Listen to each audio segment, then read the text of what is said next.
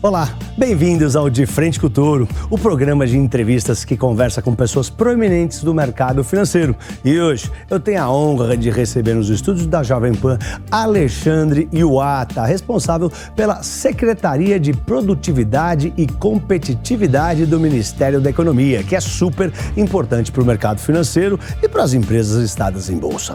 Ele foi presidente da Caixa Participações, vice-presidente de Riscos e Controles Internos da Caixa Econômica Federal, foi vice-presidente de fundos de investimento da Caixa também. Foi ainda subsecretário de Política Econômica e secretário do Desenvolvimento da Infraestrutura. Bem-vindo, Alexandre. Obrigado pela presença, viu? Obrigado, Pablo. Obrigado pelo convite. Que isso. Bom, primeiro eu queria parabenizar, porque o trabalho de vocês lá, a equipe econômica, está fazendo um trabalho, assim, surpreendentemente, né? No meio desse mundo que está pegando fogo, o Brasil é um exemplo, né? A economia brasileira é um exemplo para o mundo. Parabéns, viu? Obrigado, Pablo. Iwata, vamos lá. Vamos entrar um pouco no seu trabalho lá, né? No departamento. Como é que a secretaria está atuando, né? Para aumentar a produtividade e a competitividade das empresas brasileiras? Bom, Pablo, a Secretaria Especial de Produtividade hoje no Ministério da Economia, ela na verdade faz parte desse ecossistema de braços dentro do Ministério da Economia.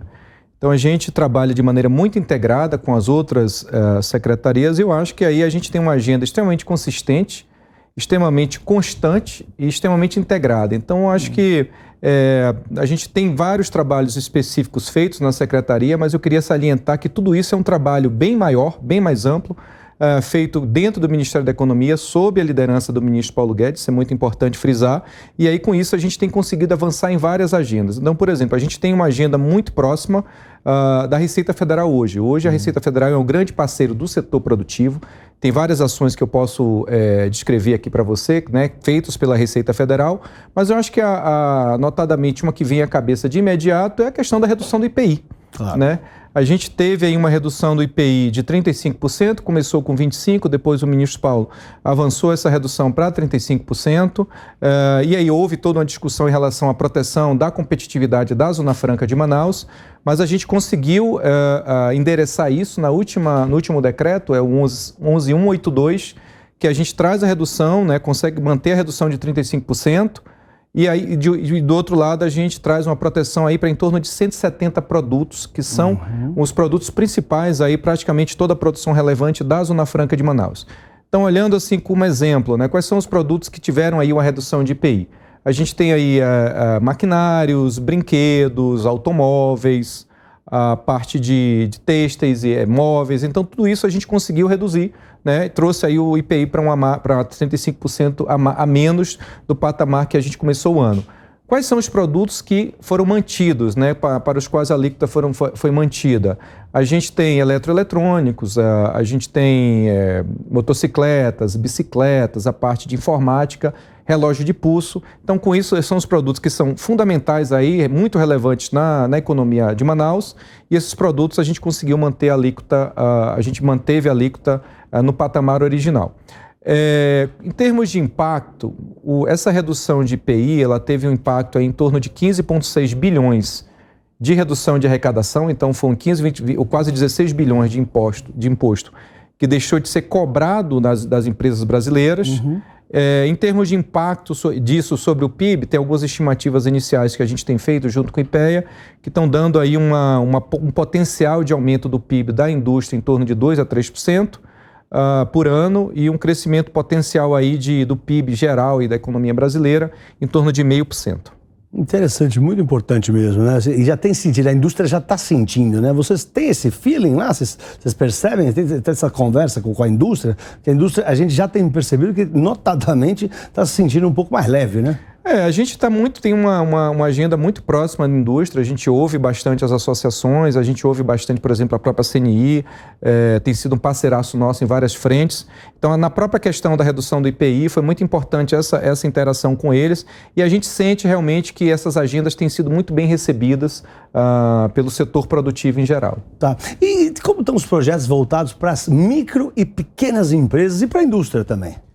Bom, Pablo, este mês, inclusive, o mês de outubro, agora outubro de 2022, é o mês da micro e pequena empresa. Dia 5 de outubro foi o dia da micro e pequena empresa. Eu não sabia, que legal. Não, bem legal. A gente tem bastante coisa acontecendo para a micro e pequena empresa. Bom, primeiro, toda a proteção, né, a defesa, né, da micro e pequena empresa que o governo trabalhou intensamente na época da pandemia. Então, quando o Covid veio, você tinha uma preocupação da manutenção das empresas, então foram vários programas que nos possibilitaram passar pela pandemia, né? Acho que a previsão a estimativa era em torno de uma queda de 8%, 9%, né, do PIB brasileiro em 2020. Acabou que o PIB caiu 4,6%, foi uma queda extremamente expressiva, mas uma queda menor do que estava se prevendo. Muito menor. Pô, foi isso aí. E aí a gente atribui isso muito aos esforços todos, justamente para proteger o emprego e proteger as empresas. Olhando especificamente para 2 programas de crédito, o Pronamp e o PA, que a gente tem falado bastante nisso, durante o período da pandemia, só esses 2 programas foram 157 bilhões de operações de crédito. O que esses programas fazem exatamente? Bom, são programas direcionados à micro e pequena empresa, né? Um pedaço disso também vai para a média empresa, mas em torno de 83% desse crédito tem ido para os micro e pequenos empreendedores. Foram quase 1.100.000 operações 2020 e 2021, justamente nesse período aí de pandemia. Incrível. O que a gente está fazendo agora? Em 2022, você tem aí o período de retomada. A economia já está, os indicadores aí, como você está acompanhando, né? 15 semanas seguidas que a gente tem uma precificação do mercado para um crescimento ainda maior do PIB para 2022. Sempre revendo o PIB para cima. Sempre revendo para cima e a inflação a gente revendo para baixo. E deflação, terceiro mês seguido de deflação também, né? Maior deflação, se você pega a deflação de 3 meses, menos 1,32%, a maior deflação em 3 meses da série histórica. Nem eu apostava nisso, eu vou te falar que eu apostei, apliquei um pouco de dinheiro em inflação e estou perdendo dinheiro porque está tendo deflação. Ninguém apostava, acho que a última estimativa para o final do ano é 5,7%. Né? Louco, parabéns. A inflação menor do que a da Inglaterra, menor do que a dos Estados Unidos, menor do que a Alemanha, menor do que a França. Maior que o chinês. Exatamente. Incrível, parabéns. Exatamente. Isso é um golaço. Agora em relação ao PEAC e Pronamp, nessa nova rodada, justamente para a gente ter a retomada do crescimento, a gente já está com 38 bilhões de crédito aí para esse segmento e aí quase 400 mil empresas atendidas. Tá. Inacreditável. Como é que funciona lá para o público entender lá? Como é que funciona? Vocês conversam com a indústria para ter as ideias? Como é que vem as ideias de como reagir para a indústria nesse ministério? A gente tem muita conversa com o setor produtivo, Pablo. Isso é importante frisar. Por exemplo, algumas dessas conversas são inclusive instituídas aí em grupos de trabalho, iniciativas mais, eu diria, mais consolidadas. Um exemplo que vem na cabeça de imediato é o IMK. O que é o IMK? O IMK é a Iniciativa de Mercado de Capitais. Ela funciona, ela é coordenada pela Secretaria de Política Econômica, aí, pelo secretário Pedro Calmo, o secretário especial Rogério Boeri. E o IMK é justamente uma iniciativa que tem vários subgrupos, cada grupo você trabalha em um determinado tema. Por exemplo, marco de garantias. O novo marco de garantias foi uma medida extremamente, ao nosso ver, extremamente benéfica para o setor financeiro. Ele traz uma revolução e ela foi desenhada, ela foi gestada justamente dentro de um dos subgrupos dessa iniciativa de mercado de capitais.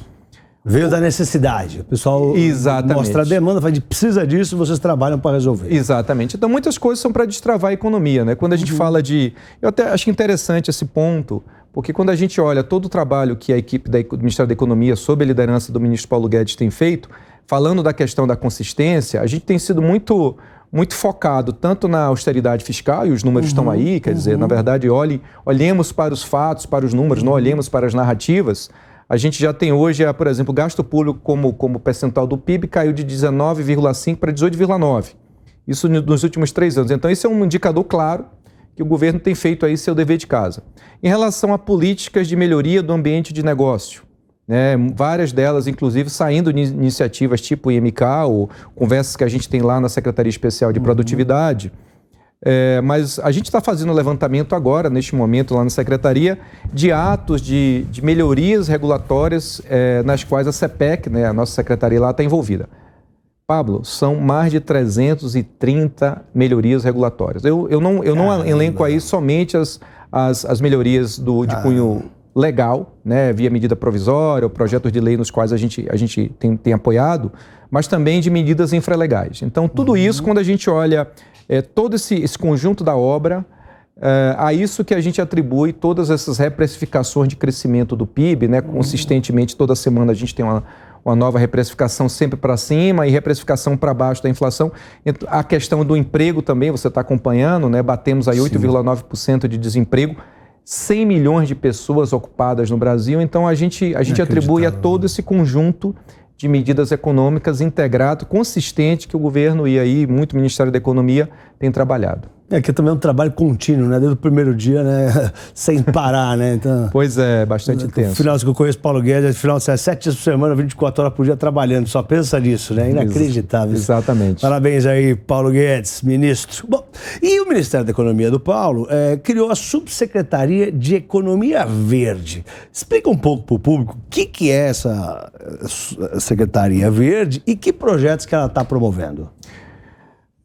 Bom, esse é um ponto bem interessante, porque quando você olha a participação do Ministério, eu vou chamar de Ministérios Econômicos, né? Hoje é Ministério da Economia, antes a gente tinha Ministério da Fazenda e Planejamento.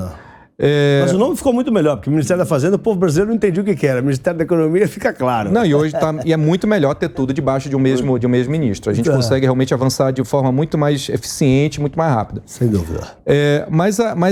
Quando a gente olha a participação desse núcleo, né, econômico na questão ambiental, certamente este governo, que o Ministério da Economia tem se dedicado ainda mais, tem tido uma participação maior. E aí, com base nisso, a gente criou uma subsecretaria, né, de Economia Verde. A gente tem aí já tem um grupo bem montado, um grupo técnico extremamente capacitado. E a gente tem trabalhado, por exemplo, na questão do mercado de carbono. O mercado de carbono é um mercado que a gente estima algo em torno de 100 bilhões de reais até 2030, né, de potencial de recursos para projeto de preservação ambiental, florestal, de reflorestamento e assim por diante. E é uma regulamentação que primeiro a gente teve, o Ministério trabalhou no decreto 11.075, que é um decreto que traz aí um primeiro passo, desde 2009, foi o primeiro passo para você instituir um mercado de carbono regulado no Brasil. E o Ministério da Economia, a equipe também trabalhou bem intensamente na regulamentação, contribuindo para o projeto de lei, o projeto 528, que está tramitando na Câmara, justamente sobre o mercado de carbono de uma maneira mais ampla. Então a gente trabalhou... Também misturando lá fora, outros países vão poder comprar aqui também? Essa é a ideia. E a gente tem hoje em dia está a discussão da regulamentação do que a gente chama do artigo 6, do Acordo de Paris. O que é isso, né? Você tem quando você teve o Acordo de Paris, que aí você instituiu as metas de cada país em termos de redução de emissão, a meta do Brasil ficou em reduzir 43% das emissões com base em 2005. Era reduzir em 43% até 2030, 43%, e a gente intensificou essa redução, esse compromisso para 50%. Então o Brasil até 2030 tem que reduzir em 50% suas emissões com base em 2005.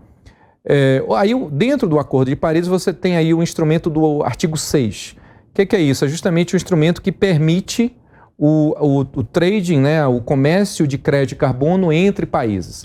Seja entre empresas, a gente tem o artigo 6.4, o item 6.4 do Acordo de Paris, seja entre países, não são transações bilaterais, que é o artigo 6.2. Então, também nessa regulamentação, o Ministério da Economia, através da sua Subsecretaria de Economia Verde, vem se envolvendo. Aí são discussões junto com o Ministério do Meio Ambiente, a gente tem uma parceria muito forte também com eles, o Ministério da Ciência e Tecnologia, o Itamaraty.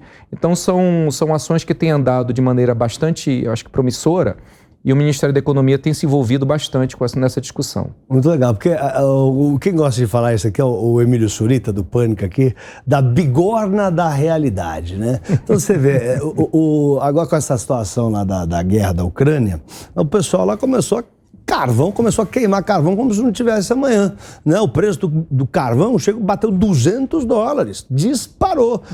O pessoal está mantendo as usinas nucleares, a Alemanha está mantendo as usinas nucleares que seriam desligadas agora em dezembro, né? Vão ser mantidas no ano que vem acesas, porque é a realidade, né? Tá precisando de energia e não adianta. Então isso talvez beneficie o Brasil, imagino, né? Porque a gente vai ter crédito para vender, os europeus estão queimando carvão como se não houvesse amanhã por causa da guerra, e a gente está aqui fazendo a nossa lição de casa e vamos ter mais uma receita, né? Vocês estão arrumando mais um dinheiro para o Brasil para ajudar a nossa economia.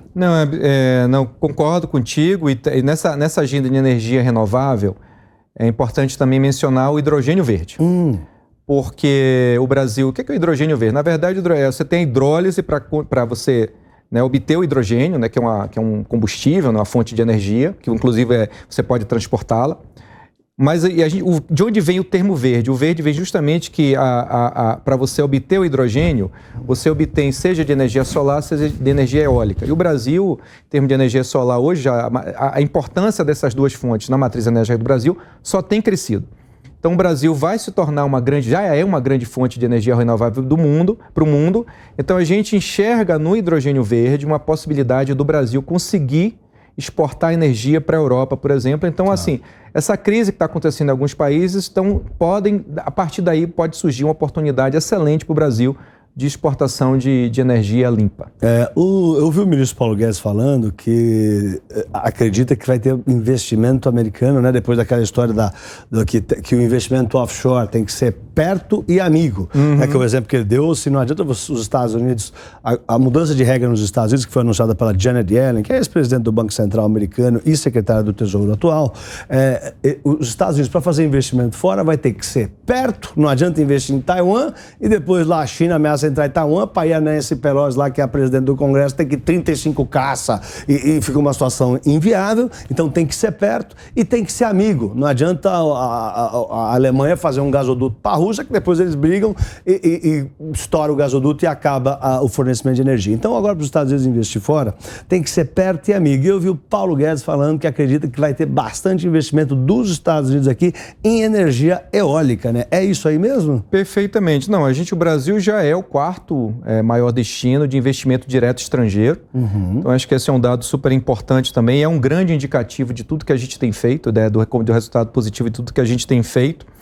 Agora, essa coisa da industrialização e das oportunidades, com esse novo redesenho aí do Friendly Shore e do Nearshore, a gente tem aí a oportunidade de trazer uma produção relevante de semicondutores, que são chips.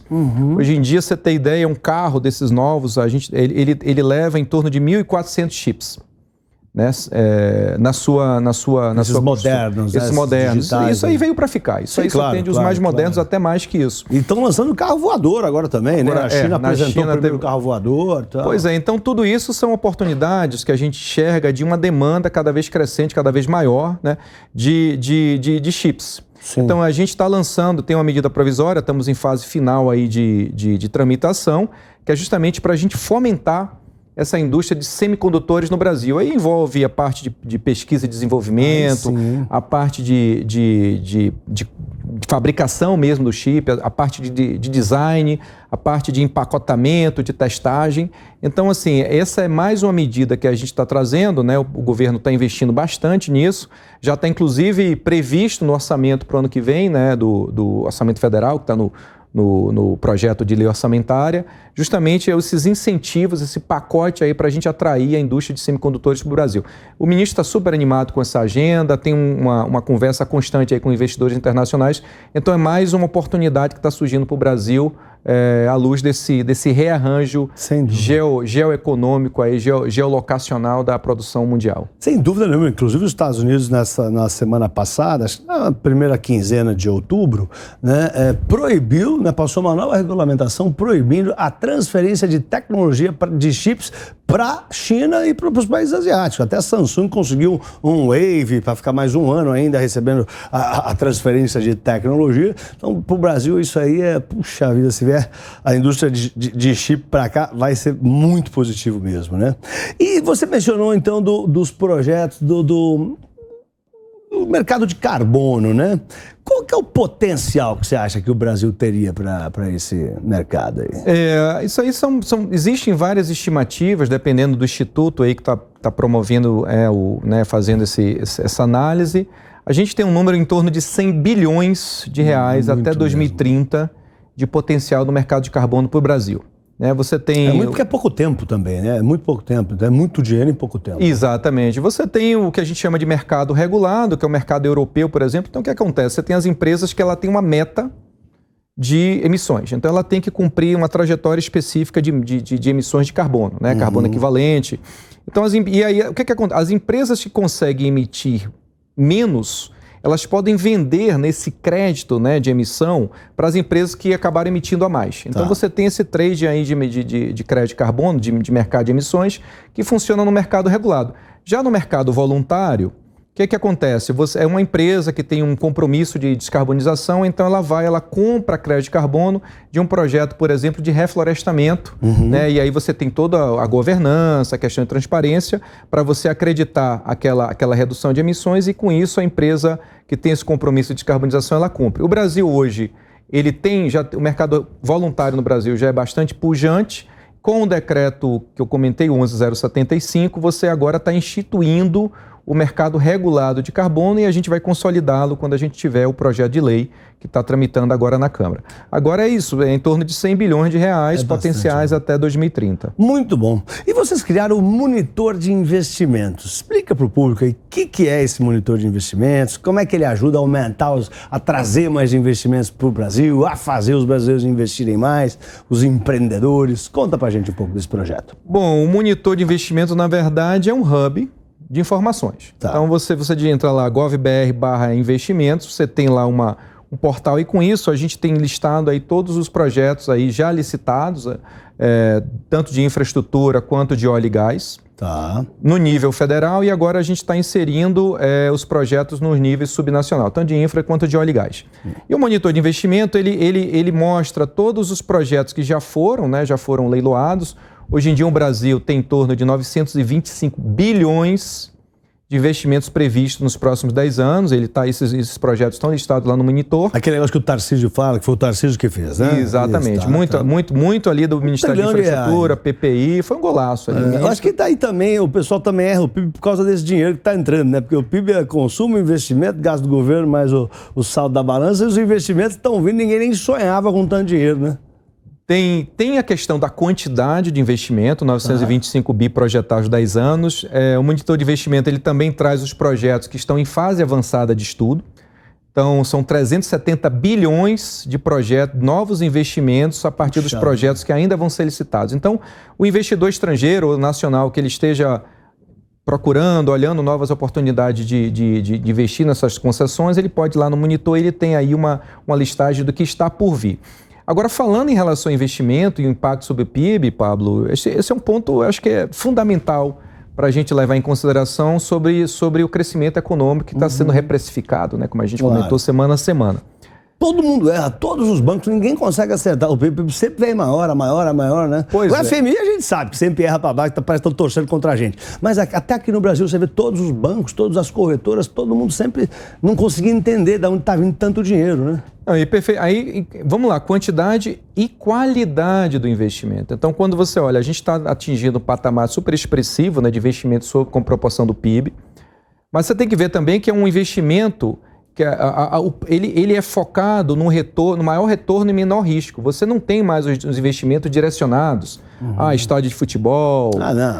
Então, esses são investimentos de fato produtivos. Que a gente não está nem vendo o resultado disso aí, né? Que isso aí, a qualidade do investimento, a gente vai ver quando amadurecer. Exatamente. Então, é quantidade e qualidade. São investimentos escolhidos pelo setor privado, com análise criteriosa, rigorosa, e com certeza são investimentos que vão trazer retorno ainda maior do que investimentos que a gente teve no passado. Impressionante.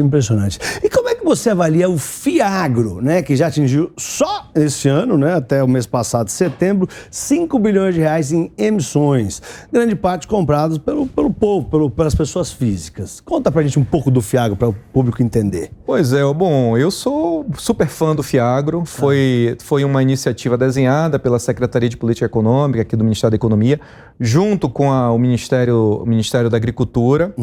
O Fiagro, ele traz para projetos, investimentos no setor agropecuário, e ele traz para o investidor do varejo um benefício muito, na verdade, igual ao que ele tem nos fundos imobiliários. Hoje o investidor tem a isenção lá do rendimento, né? 20% do imposto de renda sobre os rendimentos do fundo imobiliário. Sim. O FIAGRO também possibilita isso também para o investidor de varejo sobre os investimentos aí no setor agropecuário. Hoje em dia, se eu não me engano, são 45 FIAGROs listados, né, na B3. Aí você tem 3 tipos de FIAGRO, que é o FIAGRO imobiliário, que ele emula aí o que é o fundo imobiliário, né, o fundo de investimento imobiliário. De terras, né? De terras, galpões, fazendas, etc. Você tem um FIAGRO de recebíveis, que ele emula aí o que acontece aí as regras do FDIC.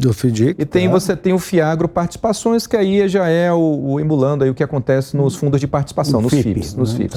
Mas realmente o FIAGRO tem sido um golaço, né? Foi um golaço, aí são mais de 5 bilhões, como você comentou, captados.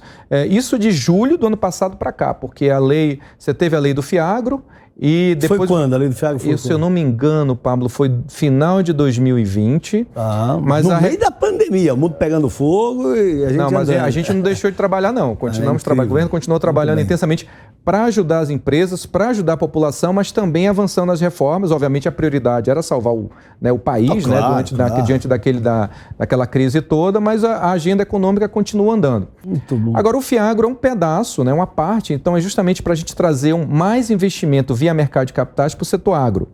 Agora, a gente não pode esquecer de tudo que tem acontecido também para a gente aumentar a captação de recursos para esse setor. O Plano Safra, agora nós estamos com 341 bilhões de reais para o Plano Safra. É o maior Plano Safra da história do país. E ele é 36% ele tem 36% a mais de recursos do que o Plano Safra anterior. Então são 341 bilhões de reais, muito focado inclusive no pequeno produtor, via Pronaf.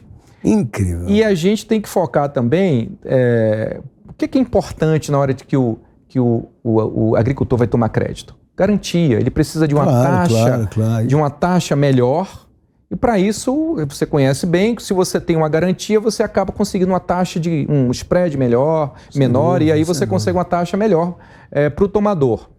Nesse sentido, o que o governo tem feito? Se você olhar os últimos 4 anos, até setembro, o governo tem distribuído mais de 100 mil títulos de propriedades rurais ao ano. A média anual, antes de 2019, era em torno de 20 mil títulos. Desde 2019, o governo tem distribuído mais de 100 mil títulos. Então, assim, isso é título de propriedade, o proprietário tem lá a sua terra, né, devidamente escriturada, e com isso ele tem uma possibilidade de conseguir um crédito mais barato através de uma garantia. Né? E os irmãos do campo, né? O agronegócio carregou o Brasil nas costas durante a pandemia, então nada mais justo do que a gente valorizar, né, quem bota comida na nossa mesa diariamente. Estamos chegando perto no fim da entrevista aqui, mas eu queria rapidinho que você comentasse um pouco como é que você vê o resultado da medida provisória que dá isenção de imposto de renda para os investimentos estrangeiros no Brasil. Bom, primeiro eu queria reforçar a questão de medidas integradas. Né? Então, você tem de um lado todas as medidas de infraestrutura, aí você tem um monitor de investimento que é um hub de informação para você trazer transparência, e você precisa de financiamento. O que acontece? Quando você olha o investimento estrangeiro no Brasil, o investimento estrangeiro em renda variável, ações, por exemplo, ele é isento do ganho de capital. Então, o estrangeiro já não paga imposto de renda sobre o ganho de capital se ele comprar uma ação aqui de uma empresa brasileira. Ele também é isento do rendimento, por exemplo, de um título público federal. E também Venture Capital, Private Equity, também ele tem isenção. Qual é o resultado disso? Quando você olha a participação do estrangeiro em renda variável no Brasil, 53% dos ativos de renda variável estão na mão dos investidores estrangeiros. Metade do fluxo vem de fora. É isso vem de fora. Título público, 10, 11%, investidor estrangeiro. O que mais? Venture Capital, Private Equity está em torno de 71%. Então, por quê? Porque você tem todo o instrumento de isenção do imposto de renda para esses títulos para o investidor estrangeiro. Agora, quando você vai, por exemplo, a debêntures, tirando as incentivadas, mas debêntures comuns, ou você tem ali, por exemplo, letras financeiras, a participação do estrangeiro nesses papéis é menos de 2%. É bem pequeno. No caso de letra financeira é 1%. Mas de onde vem essa distorção? Justamente por conta desse primeiro grupo de papéis tem isenção do imposto de renda e o segundo grupo não. O que a gente está fazendo nessa medida provisória é justamente fazendo aí uma harmonização de tratamento tributário entre a renda variável e a renda variável mais títulos públicos e a renda fixa, debêntures, financeira. Exatamente. Ótimo. Então a gente espera aí, talvez aí um fluxo, um inflow de recursos da ordem de 100, 200 bilhões mais de investimento no Brasil. Exatamente. Muito bom. Obrigado pela presença ilustre aqui na Jovem Pan, viu? E você que está em casa, continue acompanhando a programação da Jovem Pan. Um forte abraço e vai, Torinho! Vai, Torinho! Valeu!